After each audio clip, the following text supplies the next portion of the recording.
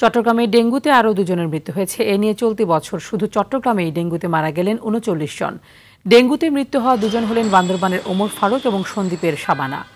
২৪ ঘণ্টায় ডেঙ্গু আক্রান্ত হয়ে নতুন করে হাসপাতালে ভর্তি হয়েছেন ৩৫ জন। এই বছর ডেঙ্গুতে মোট আক্রান্ত হয়ে হাসপাতালে চিকিৎসা নিয়েছেন ৩,৬৪৪ জন। এর মধ্যে চলতি নভেম্বরে ভর্তি হয় ৭০৯ জন রোগী।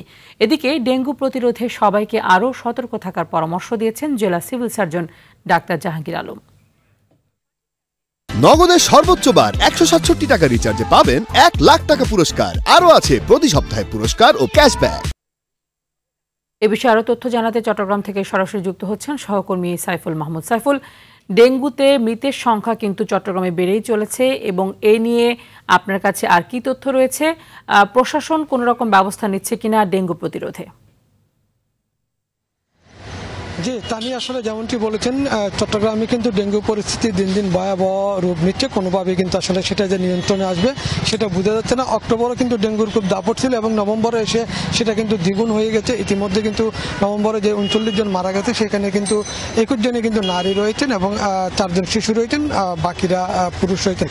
তবে এই নিয়ন্ত্রণ কিভাবে করবে সেটা কিন্তু প্রশাসন বুঝতেছে না, যেহেতু প্রশাসনের একার পক্ষে সম্ভব না। প্রশাসন এই জন্য জানিয়েছেন আসলে সবার সম্মিলিত প্রচেষ্টায় কিন্তু এটা নিয়ন্ত্রণ করা যাবে। দফায় দফায় বেশ কয়েকবার সিভিল সার্জন, জেলা প্রশাসন এবং সিটি কর্পোরেশনের মেয়ররা কিন্তু বসেছেন এবং এটা প্রতিরোধে কিন্তু আসলে কী ধরনের ব্যবস্থা নেওয়া যায় সেটা নিয়ে কিন্তু তারা চিন্তাভাবনা করছেন এবং তারা গবেষণা করছেন। তবে চট্টগ্রাম সিটি কর্পোরেশন তারা কিন্তু ওষুধ কিন্তু পাল্টিয়েছেন এবং তারা কিন্তু নতুন ওষুধ আমদানি করতেন এবং সেই ওষুধ দিয়ে তারা কিন্তু কার্যক্রম শুরু করেছেন এবং তারা জানিয়েছেন খুব দ্রুত হয়তো এটা একটা বিহিত হবে বলে তারা ধারণা করতেন। যেহেতু এর আগে মেয়র ছিল না, ওষুধ ছিটানো নিয়েও কিন্তু অনেকের অভিযোগ ছিল। এখন কিন্তু মেয়র এসেছেন এবং ওষুধও পাল্টিয়েছেন। ধারণা করা হচ্ছে আসলে এই নভেম্বরের মধ্যে কিন্তু এটা খুব দ্রুত সময়ের মধ্যে শেষ হবে। তবে চট্টগ্রামে যারা আক্রান্ত হচ্ছেন তাদের বেশিরভাগই কিন্তু সিটি কর্পোরেশন এলাকার বাসিন্দা। উপজেলাগুলিতে কিন্তু এখন কমে আসছে, এখন সিটি কর্পোরেশনের মধ্যে কিন্তু বাড়তি।